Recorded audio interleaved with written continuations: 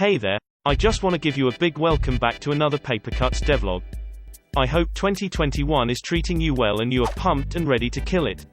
After you finish this video first, of course. If this is the first time you're on my channel, then let me tell you a bit about this game that I've been working on lately. The game is called Papercuts. It's a 2D action platformer game where everything in the world is made of, you guessed it, paper.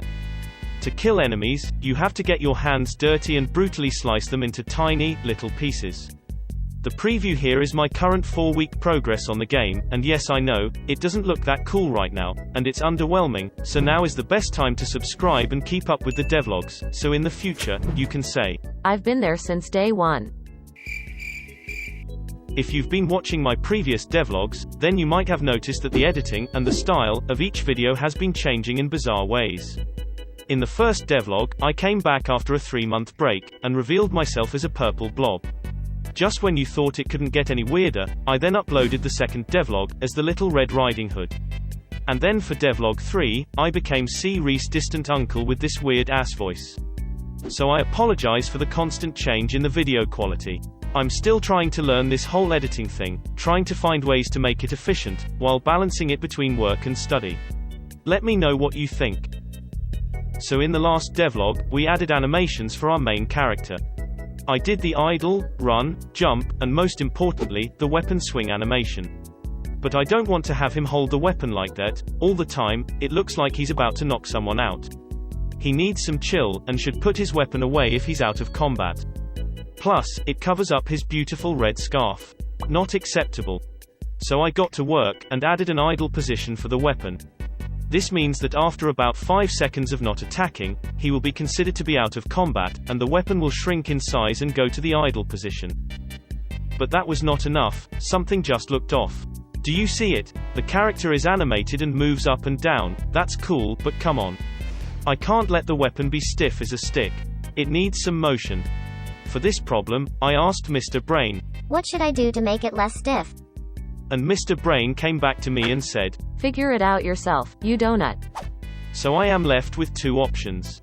The first one is to have the weapon endlessly rotate in a circle. But it looks crappy, so I went with the second option, which was to make it hover up and down. Having it float up and down makes it look kind of magical, and at the same time, keeping it subtle. What do you think? Next it was time to spice up his jumping game. Right now, his jumps are weak AF and can't even reach terrain that is 2 tiles tall. So let's fix that by giving him the power of the divine legs. So after staying up all night, and with about 300 lines of code, he's now a ninja, and he can double jump. Well, of course the fun doesn't just end there.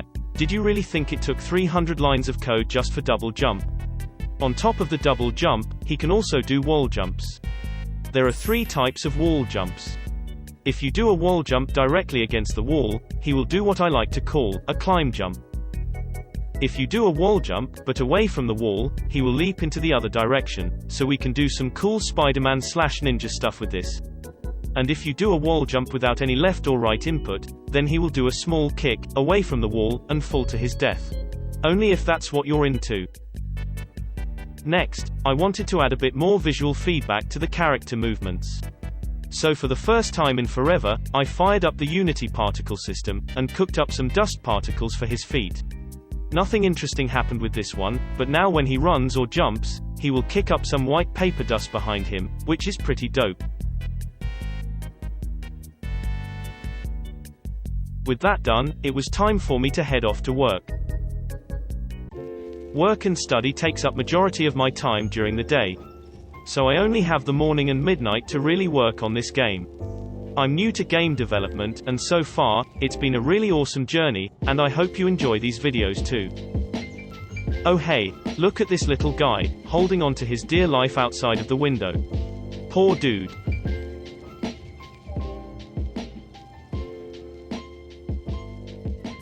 Now, with work out of the way, it's time for the best part of the video, which is to slice up the sprite into bits and pieces when he swings his blade. Typically, the simplest way to achieve this sliced up effect, is to draw out each individual broken pieces beforehand. And when the time comes to do the slicing, we do a sprite swap, swapping out the one piece, with the many broken pieces. But the downside of this method, is that I will have to draw the normal sprite, as well as all of the sliced up pieces for every single enemy in the game. Which is not very efficient at all. If I make a slight change to the art of one of the enemy sprite, then I will have to update all the little pieces as well. No way, I ain't about to walk down that path. Plus, every time they are sliced, the pieces are going to look exactly the same, which is kinda boring. Okay, since that way ain't gonna work, so I had to do some binging. And then there we go. Just kidding, but seriously. I found this really cool Unity package developed by Matthew. It allows me to slice a sprite up into small pieces in the code, without having to draw the pieces separately outside of Unity. Which is exactly what I needed. So I will, borrow this for now until I implement my own slicing action. No need to reinvent the wheel. If you're interested in Matthew's work, you can check the link in the description. And this is what it looks like in the game.